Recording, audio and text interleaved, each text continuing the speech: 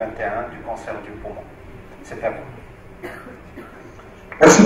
Merci beaucoup. Bonjour à toutes et à tous. J'aimerais dire encore une fois que je suis désolé de ne pas être physiquement parmi vous aujourd'hui. Et donc je vais vous parler de l'état actuel du dépistage du cancer du poumon si la technique suit. Et j'espère que vous voyez ma présentation. Élevé de développer cette maladie, c'est-à-dire que la prévalence soit relativement importante, on dira qu'on peut discuter de cet aspect, qu'on dispose d'un test biologique ou d'imagerie, on va beaucoup insister sur l'imagerie fiable, car si la prévalence est faible, quand on fait du dépistage, en général, un risque important de faux positifs, un test simple, sans danger, peu coûteux, disposer d'un traitement efficace. On a toujours la possibilité de faire une chirurgie, non, je ne sais pas pourquoi. Disposer d'un traitement efficace avec la chirurgie, mais Arnaud vient de vous montrer qu'on a maintenant des armes nouvelles et assez révolutionnaires pour le traitement du cancer, et puis avoir un coût raisonnable pour la collectivité. Le cancer du poumon est un enjeu majeur du dépistage, car la survie à 5 ans pour les stades 3 et 13%, et par contre pour les stades 1, 70%. Malheureusement, seuls 16% de diagnostic au stade 1. Ça veut dire qu'effectivement, si on arrivait à dépister à un stade précoce, on pourrait améliorer la survie à 5 ans, et là 70% est un chiffre un peu conservatoire, car si on regarde cette étude qui a été publiée en 2006, qui est le résultat en fait d'un dépistage mais non randomisé, vous voyez que quand on opère la ligne rouge, la survie des cancers de stade 1 opérés à 10 ans est de 92%.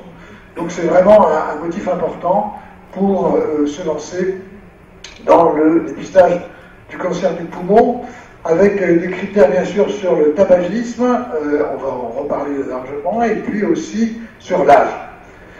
Les éléments disponibles pour le dépistage, on peut d'abord parler des biomarqueurs, ça va être assez rapide, c'est la seule diapositive qui est effectivement un peu chargée, donc je ne vais pas détailler, mais vous dire que les biomarqueurs sont en développement à la fois dans le plasma, dans le sérum, on peut rechercher du DNA méthylé, de l'ADN circulant tumoral, des RNA, enfin, il y a plusieurs possibilités de profils protéiques, mais on verra que pour l'instant, c'est vraiment au stade de la recherche. On peut également rechercher des anomalies dans l'épithélium, notamment l'épithélium nasal. On sait maintenant qu'à distance d'une tumeur bronchique, il peut y avoir des modifications d'expression génique, et donc c'est le même épithélium, et donc ça peut être un indicateur du développement d'un cancer du poumon. On peut aussi également s'intéresser à l'expectoration et au volatolome, c'est-à-dire ce qu'on peut mesurer dans l'air exhalé. Je n'aurai pas le temps de développer, mais il y a des choses qui sont intéressantes et qui se font actuellement dans les urines. Et puis, manque à cette diapositive, c'est un travail qui a été publié en 2018, le microbiote, on l'a noté là récemment. Il y a eu des travaux qui montrent qu'il y a une signature de modification du microbiote qui est associée au cancer du poumon. Donc vous voyez, il y a plein de pistes, mais pour l'instant, c'est essentiellement au stade de validation, et il n'y a aucun test de type biomarqueur qui soit disponible pour l'utilisation clinique en routine. Donc pour l'instant, pas de biomarqueur disponible. Par contre, bien sûr, et ça vous le savez bien, on a beaucoup travaillé sur le scanner thoracique basse dose d'irradiation. Et donc, vous voyez ici les études randomisées qui étaient déjà recensées en 2010. Et vous voyez que les premières études randomisées ont été démarrées en 2000-2001. Donc, ça fait maintenant 20 ans que l'on travaille sur l'intérêt du scanner thoracique basse dose sur le diagnostic. Le premier essai qui a été publié, c'est celui américain, le NLST, National Lung Screening Trial, qui a été publié en 2011 dans le New England, et qui a fait beaucoup de bruit, puisqu'on avait comme résultat une diminution de mortalité liée au cancer du poumon de 20% et une diminution de la mortalité toute cause de 7%. Et vous voyez que les critères d'inclusion, c'était des critères de tabagisme et des critères d'âge. La structure de prévention aux États-Unis en 2013 a donné son accord pour la mise en place d'un dépistage en élargissant un peu la fourchette d'âge entre 55 et 80 ans. Et puis en 2015, il y a eu des financements qui ont été proposés pour développer en fait ce dépistage du cancer du poumon. Toutefois, il y a eu deux critiques qui ont été faites à ce dépistage. La première, c'est que quand vous dépistiez 1000 patients, c'est 1000 sujets qui sont dépistés, on peut éviter 3 morts par cancer bronchique, mais vous aurez 242 patients qui sont positifs et 233 sont des faux positifs. Donc, énormément de faux positifs, qui a été pratiquement le cas des sujets qui sont inclus dans le dépistage. Et vous voyez que ça aboutit à des procédures invasives, éventuellement de la chirurgie, et il y a eu un essai pour prise en charge d'une lésion bénigne. Donc c'est pas anodin que de se lancer dans un processus de dépistage, et donc il faut vraiment réduire le faux positif. Le deuxième aspect, c'est le biais temporel, où en fait on découvre des tumeurs moins agressives, avec une croissance très lente, qui en fait ne serait pas fait par des DEL chez le sujet en question, qui serait vraiment autre chose. Donc il y a une surreprésentation également des adénocarcinomes bronchiolés. Le travail qui a été fait sur l'ONST estimait à peu près 3% le surdiagnostic de cancer du poumon. Comment on a fait pour réduire le taux de faux positifs? Les pionniers, ce sont les Anglais, avec UKLS, et en fait, le principe, c'est qu'ils font un scanner et ils classent les nodules en fonction de leur volume. Et donc, 4 catégories de nodules, ceux qui font moins de 15 mm3 ou qui ont le caractère de bénignité, et donc on arrête là.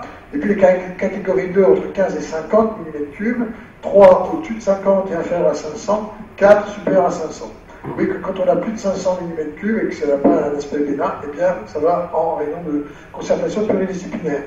Et pour les catégories 3 et 2, il y a un suivi avec un scanner, et non seulement on s'appuie sur le volume, mais on s'appuie sur le temps de doublement. Et si le temps de doublement est inférieur à 400 jours, donc une réplication rapide des cellules, alors il faut passer en réunion de concertation pluridisciplinaire et envisager un diagnostic plus invasif. Donc vous voyez la façon dont on gérait les Anglais, et en fait on a moins de 5% de faux positifs, et il n'y a qu'un seul tour de scanner. Il y a un seul tour de scanner initial, et c'est s'il y a une anomalie qu'on va éventuellement refaire des scanners. Dans l'étude Nelson, dont on va parler, qui est plus récente, en fait, il y a une combinaison entre le volume, le temps de doublement et la répétition de scanner. Il y a un scanner qui est répété à 2 ans, éventuellement après. C'est optionnel. Donc vous voyez une réduction des taux de faux positifs qui a été obtenue avec cette stratégie. Est-ce que c'est coût efficace? Donc il y a beaucoup de littérature sur l'aspect coût efficace du dépistage du cancer du poumon. Et en fait, vous avez ici le coût par année de vie gagnée en bonne santé. Donc c'est une façon d'exprimer les résultats, et ça c'est donc des études américaines. Bien sûr, ça change en fonction du système de santé, la façon dont on paye en fait les différentes prestations. Et vous voyez que ici, grosso modo, le dépistage annuel par le scanner thoracique, c'est à peu près $30 000 ou 30 à 40 000 $ par an, et ça peut être comparé en fait au dépistage du diabète de type 2, on trouvait en dessous, et au dépistage du VIH. Grosso modo, le repère, c'est 100 000 $ par année de vie gagnée. En dessous, ça peut être considéré comme coût efficace. C'est encore plus coût efficace, il y a la littérature là-dessus, si on y associe un sevrage thoracique, et j'en reparlerai tout à l'heure. Résultat des courses, vous avez ici cette diapositive qui vous fait en fait le récapitulatif de différents essais randomisés, que je vous avais montré tout à l'heure dans l'étude de 2010, dans le papier de l'élection 2010, et ici, c'est un papier qui date de 2021 par l'équipe de Sébastien Courreau. Et vous voyez qu'il y a 3 études qui sont positives en vert, hein, l'étude de NLST dont on vient de parler, mais qui est une étude italienne, et avec un suivi sur 10 ans, et puis l'étude Nelson que je viens d'évoquer, qui est une étude sur 11 ans, et donc ces 3 études sont positives. Vous voyez que pour l'étude Nelson, comme je vous le disais, s'il vous plaît, il y a un temps 0, puis après il y a un scan à 1 an, un scan à 3 ans, et puis ensuite éventuellement un scan 3 ans après. Donc ce n'est pas, à la différence de UKLS qui est la dernière ligne, un seul scanner. On pourrait dire, oui, il n'y a que 3 essais positifs, et il y en a beaucoup d'autres qui sont négatifs. Oui, mais quand on analyse la littérature, beaucoup sont négatifs parce qu'il y avait un manque de puissance dans les sujets recrutés. Et vous avez ici une cohérence des résultats, puisque vous avez l'ensemble de ces essais qui sont représentés et sous forme de méta-analyse. Et donc vous voyez qu'il y a moins 16% dans la mortalité par cancer du poumon et moins 3% sur la mortalité toute cause. Donc il y a vraiment une cohérence de résultats sur les effets du dépistage. Il a été proposé par une équipe multidisciplinaire, je dirais française. Bien sûr, il y a des pneumologues, c'est Sébastien Courreau qui a écrit cette revue dans les maladies respiratoires. Et donc, mais il y a aussi, bien sûr, les oncologues, les radiologues qui ont participé à l'élaboration de ces recommandations. Donc, de réaliser un scanner thoracique à faible dose d'irradiation, sans injection, un scanner à 1 an, puis tous les 2 ans. Et vous voyez que ça concerne des sujets entre 50 et 75 ans. On a repris des critères de tabagisme qui sont un peu compliqués, je trouve. Il faut que le sujet soit éligible, notamment à une chirurgie, autrement ça perd de sens. Et comme on propose un examen tous les 2 ans, il y a aussi des critères de sortie du système de dépistage. Quand on a plus de 75 ans, on est sevré depuis 15 ans. Donc il y a une comorbidité qui fait que le sujet n'est plus éligible à un traitement. Donc, c'est ce qui a été proposé avec ce problème de cibler la population et éventuellement d'avoir la prévalence de cancer la plus élevée possible. Et pour ça, on peut utiliser un score. Vous savez que je suis un fanatique des scores. Et donc, il y a beaucoup de scores qui ont été proposés pour essayer d'augmenter la probabilité de cancer. Et ce score, on sait que ça augmente la population éligible d'assez peu en fait, d'environ 1%, mais comme la population éligible, ça peut être plusieurs millions de sujets, ça fait beaucoup de monde.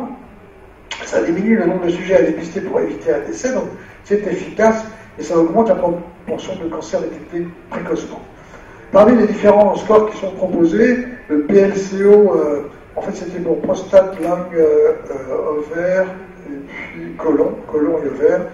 C'était un score qui m'a été proposé et qui a été adapté ensuite, la dernière version date de 2012. Et en fait, il y a eu une publication qui a été faite en 2020, que je vous ai mise en bas, dans laquelle il a été remanié de façon à ne pas faire apparaître l'ethnie qui n'est pas utilisable en France pour des raisons éthiques. Et donc, vous avez ici des applications qui sont disponibles à la fois sur smartphone ou sur système Android. Donc, sur le système Android ou sur le système Apple, vous pouvez trouver cette application qui vous donne une estimation du risque de cancer du poumon. Ceci étant, vous ciblez votre population éligible, mais il faut que les gens participent. Et donc, au dépistage. Et donc, vous voyez que dans les différents essais publiés, en fait, la participation, ceux qui ont donné leur consentement de participation ou qui ont été inclus, est une faible proportion, je veux dire très faible proportion de ceux à qui on avait envoyé le questionnaire qui était théoriquement éligible. Donc vous voyez qu'il y a un effort sur la participation de la population éligible au dépistage, d'une part, et que d'autre part, vous voulez cibler, on a vu que le risque du tabac était majeur, vous voyez que les fumeurs participent. Et donc il y a eu ce travail qui a été fait par les Anglais et qui montre que les fumeurs expriment un déni, en fait, un déni du risque de cancer. Vous avez les 3 colonnes, ceux qui n'ont jamais fumé, ceux qui sont des fumeurs anciens, et puis des fumeurs actuels, et ceux qui ne sont pas sûrs, vous voyez la dernière ligne, c'est 41% des fumeurs qui ne sont pas sûrs qu'ils sont à risque de cancer du poumon. Et il y en a 36% qui pensent qu'ils ne sont pas à risque. Donc vous voyez, malgré le fait qu'ils aient été informés par leur médecin. Donc il y a vraiment un déni de la maladie, donc une motivation à se faire dépister qui n'est pas au top. Ce qu'on peut voir également dans ce dernier ensemble de chiffres, où en fait c'est la volonté de participer, en fait d'envisager de participer à un dépistage, vous voyez que les fumeurs sont en retrait par rapport aux non-fumeurs et aux ex-fumeurs. Donc il faut vraiment essayer d'améliorer en fait la participation des sujets à risque au dépistage. Il y a eu un travail qui a été fait à Manchester qui est très intéressant puisqu'ils ont utilisé un scanner mobile, vous voyez que c'est quand même assez imposant. Mais ce scanner mobile a permis, en tout cas les fumeurs ont déclaré qu'ils étaient plus intéressés pour participer à un dépistage dans ce cadre-là, donc local, et on a pu aussi montrer qu'il y avait un plus grand recrutement de sujets démunis sur le plan socio-économique. Donc il y a vraiment aussi cette organisation, on va aussi en parler, qui est un élément important dans le choix. D'autre part, on a vu aussi que la plupart, à part l'essai anglais, la plupart des essais, il faut refaire un scanner à 1 an. Et donc, il y a eu un travail qui a été fait en France par Villeleu, qui a donc enrôlé, vous regardez l'algorithme, enfin l'arbre à droite, et vous voyez qu'il y a eu 956 sujets qui ont été enrôlés au T0, au premier scanner. Ça a permis de dépister 26 cancers du poumon. Et donc, ils ont convoqué pour un second scanner à 1 an 930 sujets. Et sur ces 930 sujets, il n'y en a que 329 qui sont venus. Donc, ça vous montre les difficultés, en fait, à faire en sorte que les gens adhèrent à ce dépistage et à ce protocole de renouvellement du scanner. Donc, ça m'amène à discuter de l'organisation.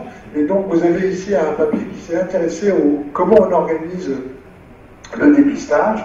Donc, il y a un modèle centralisé qui est certes efficace, mais on a vu que les fumeurs ou les sujets qui sont dans une situation socio-économique difficile ont peut-être plus de mal à participer. Et ça permet d'avoir des convocations centralisées, un accueil sur du tabac, des épreuves fonctionnelles respiratoires. Et puis d'avoir éventuellement une double lecture. Juste une parenthèse sur la double lecture, c'est que maintenant on a des logiciels qui permettent d'identifier les nodules, voire même de donner une probabilité de malignité.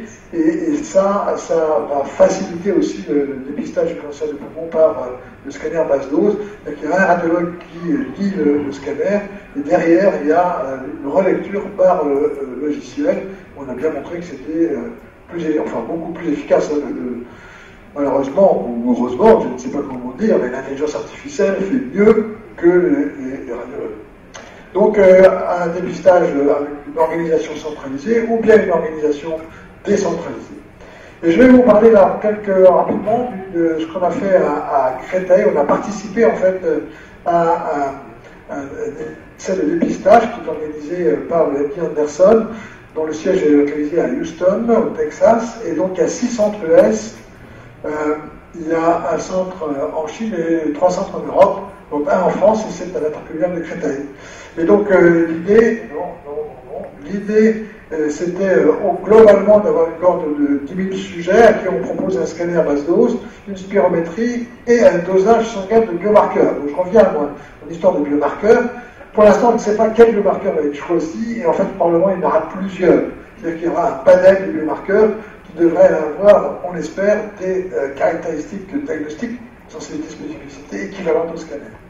Avec un suivi sur 5 ans pour améliorer la valeur prédictive négative. Et pour nous, c'était vraiment une étude de faisabilité. On a pu inclure 301 participants. Je peux vous dire que c'est largement moins que ce qui a été fait en Chine. C'est impressionnant, ce qui est fait par les Chinois.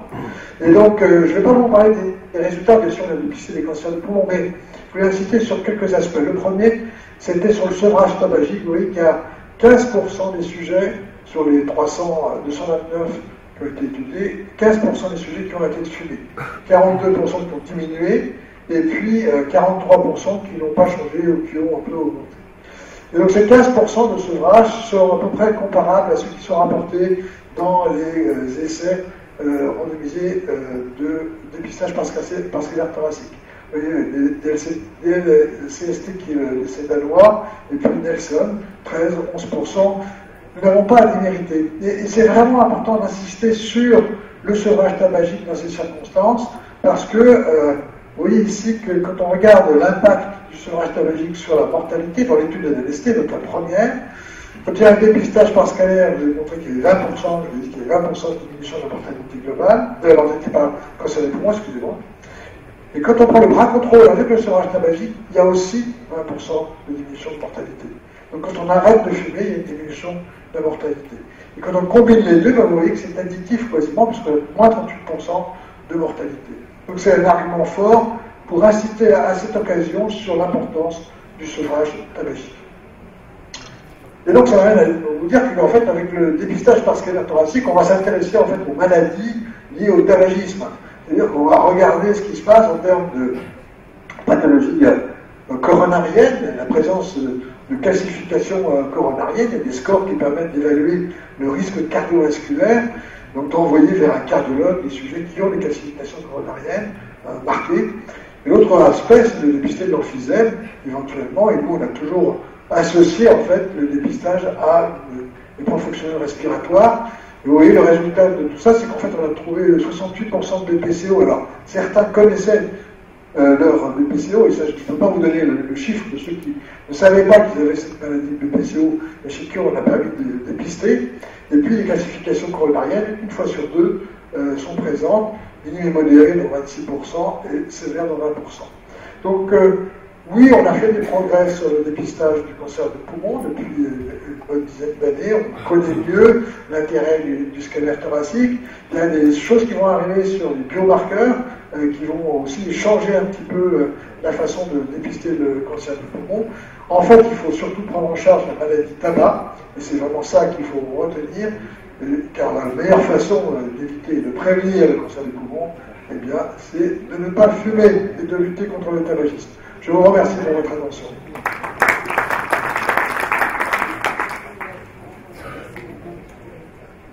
Merci beaucoup, Dr Rousset. Et au fait d'une phobie de diagnostic, ou c'est plutôt un problème d'explication de l'intérêt de ce dépistage pour le pronostic?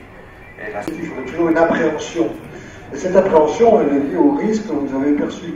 Et l'appréhension des fumeurs, et ils ont quand même, je pense, de façon subconsciente, le fait qu'ils sont à risque de complications cardiovasculaires et de cancer. Et donc, effectivement, tout l'objet du dépistage, c'est d'être pédagogique sur le fait que quand on va leur proposer ce dépistage, en fait, on va, c'est ce que vous voyez l'affiche qu'on avait proposée à Créteil, c'est dépister, c'est prévenir et augmenter les chances de guérison.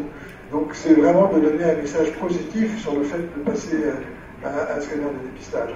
La parole au professeur Schönbrunn pour continuer son très intéressant. Merci beaucoup à vous, et donc j'espère vous retrouver physiquement une prochaine fois. Merci beaucoup. Merci.